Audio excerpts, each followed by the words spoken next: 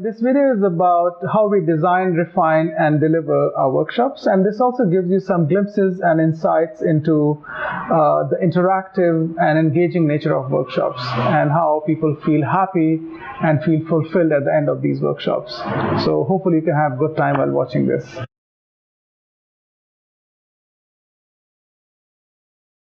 So usually we start our workshop preparation with interviews with participants. So in a way, this helps us really understand the challenges and perspectives of all these different stakeholders. And then eventually, obviously, the workshop will then be able to solve the problems on the ground. And we actually realized that a lot of times, what management think is the problem and what staff think is actually not the same.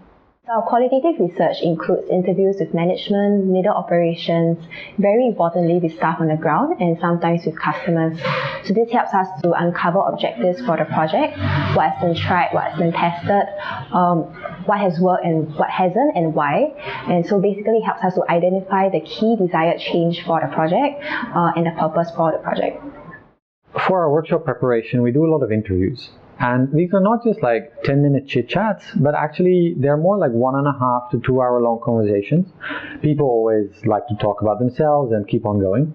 And in these conversations, we really uncover what are the unmet and unarticulated needs of these people and of the organization. We follow kind of like an interview discussion guide. It's not really a script of questions, but instead we ask a lot of unscripted follow-up questions in order to uncover like the personal anecdotes and kind of emotional stories of people. This really allows us to understand different perspectives and their implication on the overall purpose or the business objective. It's like easy way to get out of the workshops is to typical selfish way of looking at, okay, how do I create a good experience? How do I make myself look good as a facilitator and I get good feedback? But we want to be a bit more harder on ourselves. Yeah, we did this project on workplace design to create a workplace of the future for a key Singapore ministry. This workshop demonstrates how you can use workshops as a powerful way to bring people together and co-design. But you cannot just bring people into a room and ask them to kind of start to co-design. There is a lot of preparation involved. And for this, we did 3 kind of things. We talked to people on ground in a very in-depth way in understanding their needs, the gaps that they have in the current space and the constraints they face, and what are their aspirations. Then we also went about observing the space, how people are interacting with the space. And then thirdly, and very important part, was what management wanted, because the top bosses of this ministry wanted this place to be relevant for the next 10 years. And we had to take this into consideration. So what we did was we brought this perspective of the management, of the staff, and what are the future trends in workplace together. And using that, we designed this workshop. And we had a series of 3 workshops where we kind of brought in people. First, we just asked their needs and desires and constraints. Then we really brought and mapped it to in real models that we had designed to kind of map it to how this could look like in real workspace. And based on that, then we created recommendations and guidelines. Typically, it's easy for consultants to trust on the kind of frameworks and the tools that we have, and we know that these have worked previously, and that's the easy way. The little bit harder way, which is the way that we prefer to do things, is to really try to understand the organization and the people, and go after like what would work for them in this case, which means that usually the preparation time we use is a lot, and by that we try to ensure that we're actually doing something that creates impact for this particular organization, these particular people, because eventually we want to create something that after the workshop, next Monday, people come to work, something starts to change. Based on our understanding of the people in the organization, we'll create the first workshop outline. This includes like the first draft of all the talks and activities for our participants. And essentially, this is the first prototype and the first base to discuss and test as we move into co-creation stage.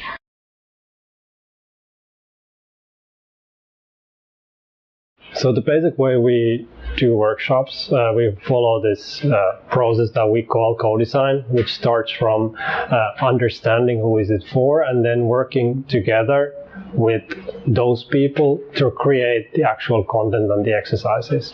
And by doing this, we believe that we're able to achieve much higher quality and much better impact in the workshops that we are doing. It creates buy-in and ownership on the client side, and it allows everyone in the organization to be heard and to have their needs met.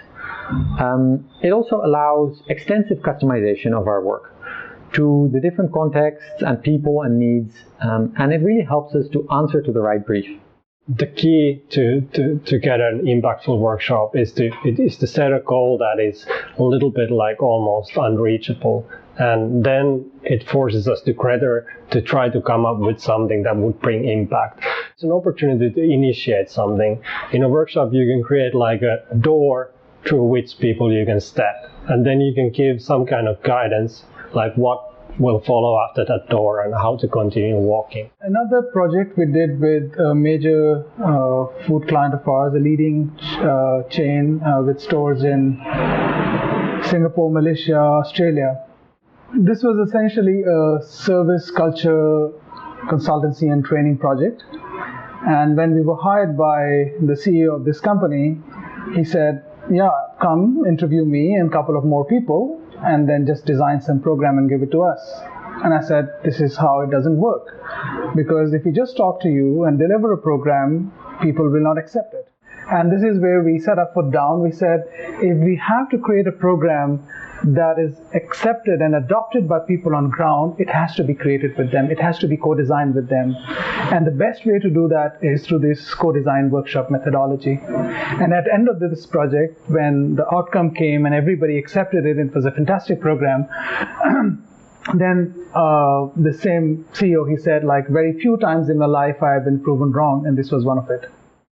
And then what we are after when we are working with the people on the ground is actually to try to see how do those high-level things translate into something that shows in their behavior or their actions or their thoughts, their reactions to different things that happen. So kind of bringing it to the level of something so tangible that if I'm a person working in an organization, it's clear for me how do these words relate it to me and how do they show in how am I doing interactions with my customers, with my colleagues, in difficult situations that happen during the day. Related to bringing these values and sort of high-level identity to the ground level, I can give you one example. We were working with Helsinki Airport earlier, and they're with the security check.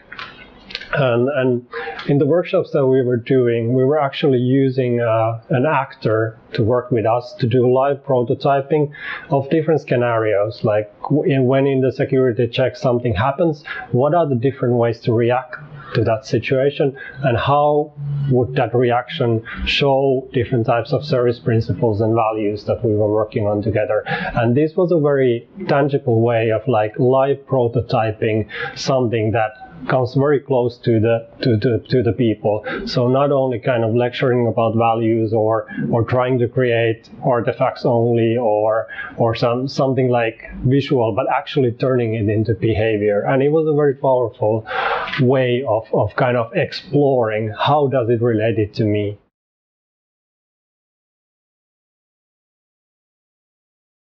Besides research and co-design, our third principle, iteration, is also very important for how we design our workshops. We don't just like design a workshop and then call it a day, or maybe like co-design once, but instead our workshop plans, they go through a lot of like rigorous and repeated testing.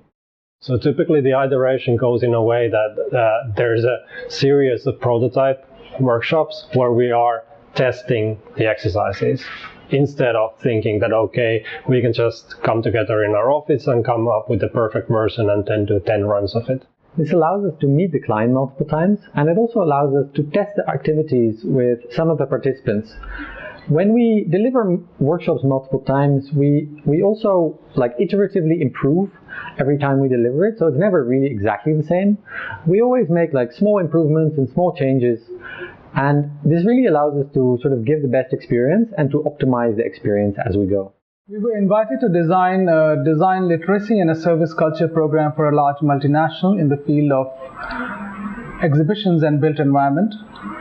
And our mandate was to design this program that becomes part of their academy so that it could be delivered year on year.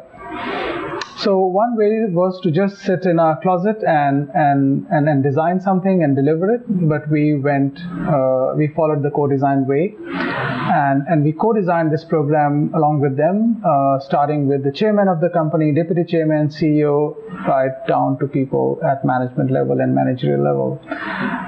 So just to design this one workshop, which became part of their curriculum of their internal academy, we really sat down with their management, with the chairman and deputy chairman and CEO, and we kind of really try to understand why they want to design this program, what are they trying to achieve with it, and what are the key gaps in the company that they're trying to fill with it. So as part of the design process, we talked to around 16 people. We kind of dug deeper into what were their concerns and where were the gaps, because the company was functioning well. So that's where we had to probe and go deeper and try to infer things which were not being said. And that became, in a way, a gold mine for us of insights to design a program which was really sharp. And when the first cut of this program was delivered, everybody was very happy because it was kind of hitting all the points that the people in the company felt were the gaps. So there's this idea of like doing first prototypes or proof of concept of the workshops, and then developing the workshop itself based on the feedback. So we're always learning from every workshop that we deliver. We always look for ways to improve the experience. So after every workshop, we will have a debrief where we reflect on opportunities for improvement and refine our session. This comes back to like not only making it better in terms of the feedback we are getting, but actually putting in place some kind of indicators that are reflecting whether this is actually serving the goal of the project, the impact that we want to bring, that shows somehow in the behaviors and mindsets of the people.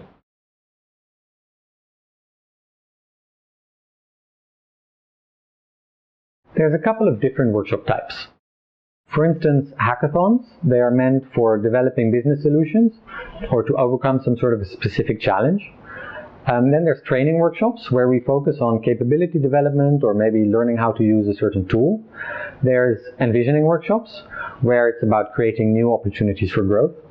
And meta skills workshops where we focus on changing mindsets and helping people think in sort of new and different ways. Why we call it a hackathon is because we try to hack new ideas through new ways of thinking. We try to facilitate participants to go through an innovative process to come up with like new business ideas that can be implemented.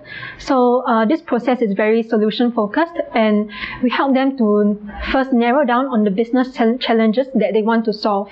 And then we provide triggers for ideation through a structured 3-step ideation process. The outcomes can range from small ideas to improvements and even to transformative business strategies. So in capability building workshops, we actually train participants to use certain tools or to follow an approach.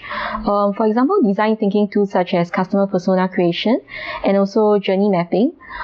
In a way, the outcome of these workshops is that participants are able to actually take these tools and skills and also apply them to their day-to-day. Envisioning workshops are meant to develop new opportunities and strategies and ideas for growth. A vision is really kind of like a northern star for your organization to work towards. In these workshops, we look at existing challenges and we look at a lot of different perspectives. We look at the customer perspective and at the competitor perspective or at the market and industry perspective. We also look from the business perspective. And the outcomes of these workshops can be a vision statement, but it can also be a roadmap that really charts or helps with strategic direction. We have another kind of workshop, we call it Meta Skills Workshop, where we work with people on developing specific skill about how to think and how to think in different situations. We in Ideactio are very much interested at a personal level, as well as my colleagues, as what I know about, we are very much interested in how people think and how we can positively influence people, the way they think and eventually the way they behave and act.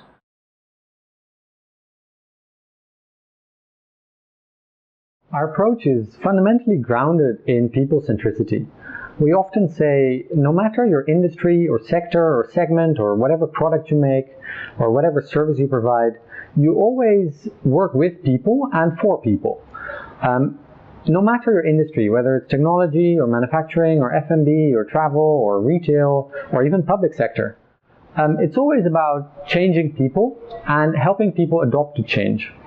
That's why being human-centered is really important. Design thinking is actually very established in adult education, or even like if you think about developmental psychology for adults. But then if you think like how to teach design thinking, if you do a typical kind of classroom setting where you are like listening a lecture, maybe like partly reluctantly taking part in some exercise, it doesn't really like translate into how you do things differently on next Monday usually.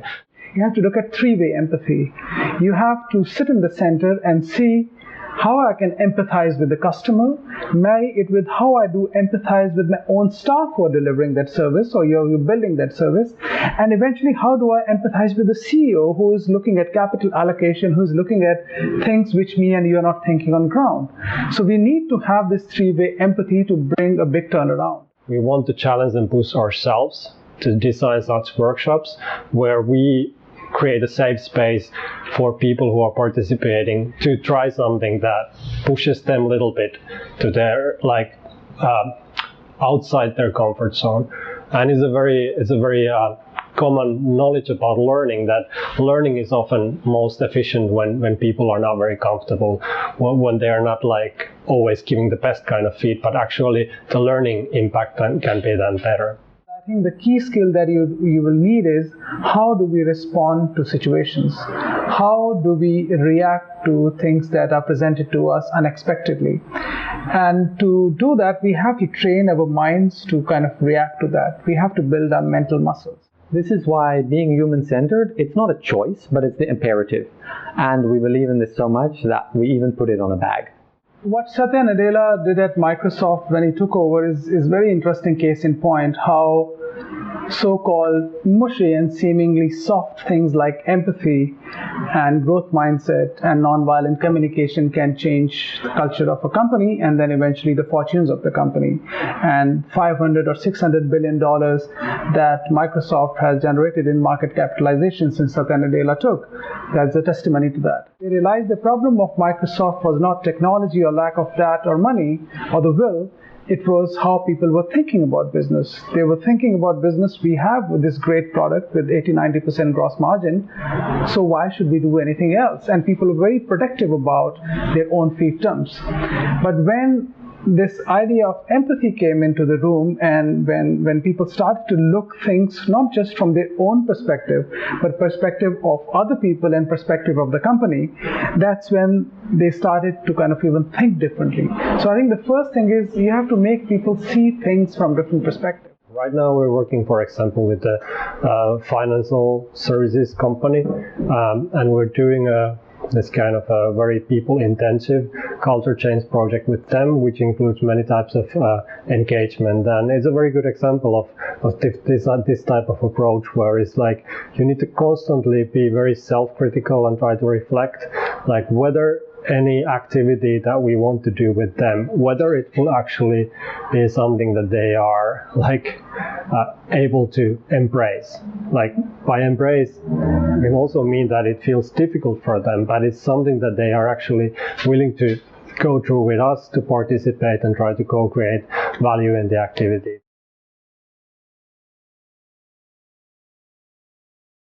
Over the years, we have worked with a lot of different organizations and companies, both in public sector and private sector.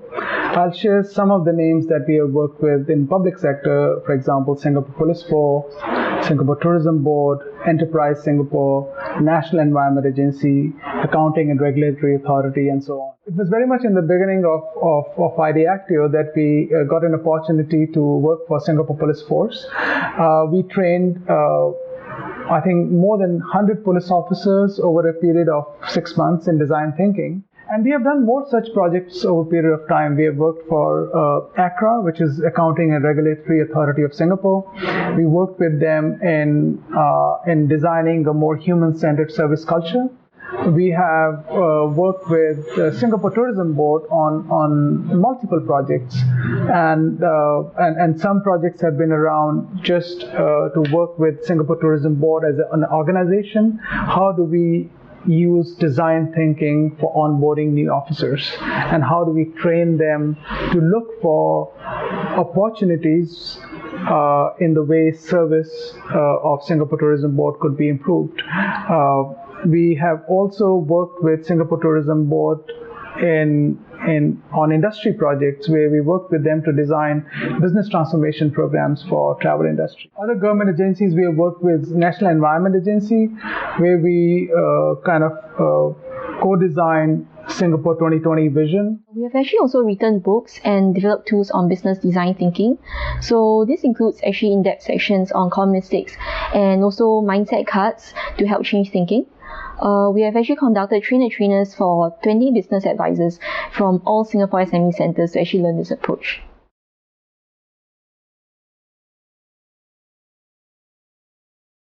Our workshops allow participants to take a break from their day-to-day routines and reflect and think about how they could be doing things differently and better. The internalization of learning is really important, and people like games a lot, as games help to bring up energy levels when used at the right time. The most important factor in facilitation is that often giving someone a direct answer or telling them what to do may not be the best approach. Workshop learning can be more powerful and long-lasting if the ideas are not given to participants by facilitators, but it comes out from the participants themselves. So the challenge is often how do we allow participants to come to the conclusion by themselves, which gives them the confidence that they can do something on their own. So it's really about not giving direct answers, but about challenging participants and to give prompts for thinking. So how do we try to design the workshops is a way that there is this kind of experiential learning. So not only on the level of like, okay, these are the examples, this is the theoretical framework, but more like, okay, what is the new me which is born when I'm like starting to apply this kind of thinking and doing in my day-to-day practice. So we often try to create a workshop experience that is fun and memorable by including games and icebreakers. So the activities that we create are designed with intention that is aligned to the workshop objectives. In workshop facilitation, being agile and being able to improvise and adapt to situations with creative solutions on the spot is really critical. Sometimes you need to come up with a new template or a whole new exercise just in order to accommodate to unforeseen circumstances. You're dealing with a group of like 20 or 30 people, sometimes more, and you can't really predict how things will go. More important is really how you adapt to these sudden changes. During facilitation, what's most important is actually just listening and understanding our participants. So we pay attention to their needs and understand each of their perspectives so that we can give them the right advice and relevant input when needed. We also require the ability to avoid bias and stimulate interactions between our participants while keeping an open mind ourselves to their ideas and opinions. We also actively encourage participants to be open and constructive to each other's ideas. As facilitators, we also need to be friendly, helpful and welcoming. So this includes looking out for participants who seem disengaged or lost and help them get back on track. I think the role of a facilitator is to facilitate, and it means he or she has to be on the toes. Because all the time you have to be perceptive and you have to listen and observe and see what is going on. Because in a workshop where there are 20 people, each one has a different level of attention, different capacity to absorb things. So if you're not perceptive, it is very difficult for you to be an effective facilitator. In our workshops, we would use an introduction that is more quirky. For example, I would introduce myself as Yvonne, and when I travel overseas, I would use a hotel towel to flap myself dry after I come out of the shower. And we've also heard from another lady from one of our workshops that she shared that she wouldn't be able to sleep without the sound of her husband snoring beside her. So that was quite memorable. And what we asked participants to do is to get them to repeat after the previous person, and they're often unable to. So this gives us an opportunity to bring home the 2 points, is that everyone should speak clearly and to listen intensely to one another. Such icebreakers are a must because they help participants to build trust in one another and helps to create a more friendly and open environment. Singaporeans can be a tough crowd, so we do have to pull some tricks in order to get people to open up to one another. So we will cover the workshop rooms in posters in order to facilitate interactions and discussions across hierarchies. So it's also to ensure that the middle management or the employees are not just saying what the management wants to hear. Co-creation across hierarchies is a must. There's another game in which we use a fictional scenario. It's kind of like a storytelling, gamified type of experience, and it forces people to work together and talk to each other. It also helps people to think outside of the box because there's a competition, a gamified competition element to it. But a game is never just a game. There's always some kind of intention. You need to link it back to the purpose of the workshop. And these games are just ways to explain a certain concept with less theory and more in a sort of experiential, hands-on learning by doing kind of way. One very important aspect of any workshop is that most of the people who are coming into that workshop, they know their business, but they don't know the method and the process that we are taking them through.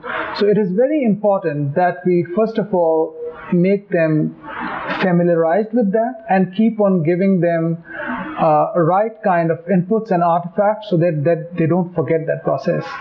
In some of the workshops, we kind of mapped out the whole framework in the form of big poster and put it out there in front of them. So slides may come and go, but that poster stays there. Another way was that we designed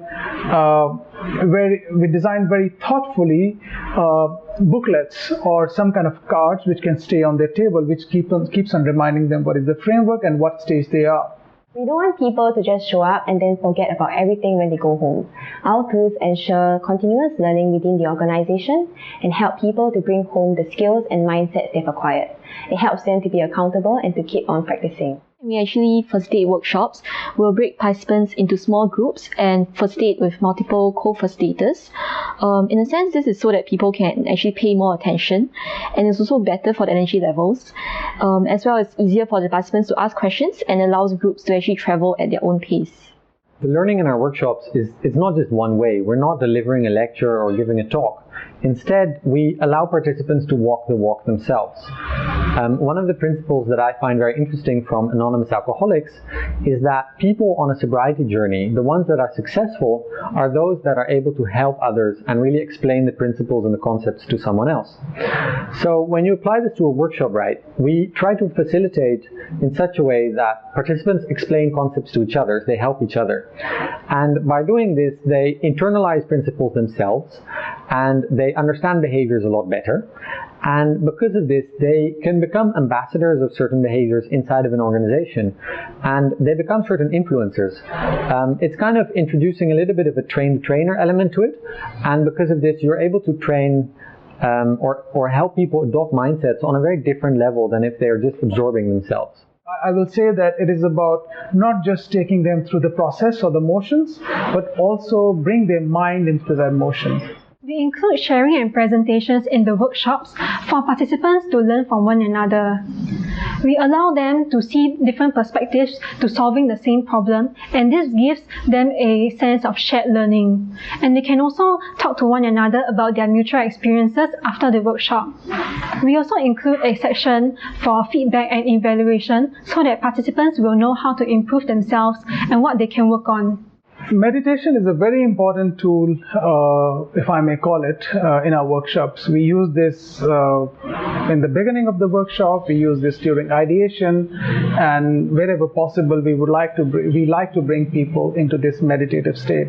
The reason for this is that each one of us comes with a very different frame of mind, very different attention spans, and in the condensed time frame that we have during that workshop, our aim is to make people pay attention to what is being said, what is to be done, and how it is to be done very much. We also try to understand that, like, how should we prime people before they come to the workshop, because that kind of pre-mindset is such a big part of the experience itself. So this we do by selecting the right types of pre-reading videos, materials that we want to share them, maybe small exercises, then that we kind of connect back in the workshops.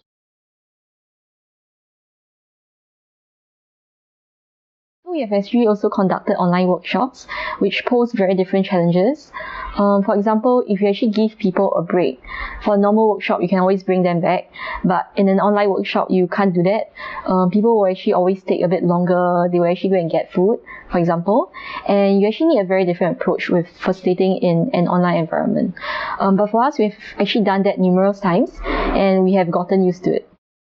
So for example, what we did for Institute of Adult Learning, IAL, is that we facilitated an online training session for an innovation hackathon they had called InnoPlus. In this hackathon, we had to manage 10 teams, all online, and each team consisted of a technology company as well as an organization looking to develop innovative learning solutions for their staff. So these people, the technology people as well as the company, they don't necessarily speak the same language and understand each other intuitively. So what we had to do was to facilitate discussions and help them find common ground for them to work more effectively. So we used the platform Zoom and designed templates in Miro boards to design the structure of a workshop. So this structured process of going through the workshop actually helps participants to think more critically about their solutions and help them arrive at more innovative and scalable solutions.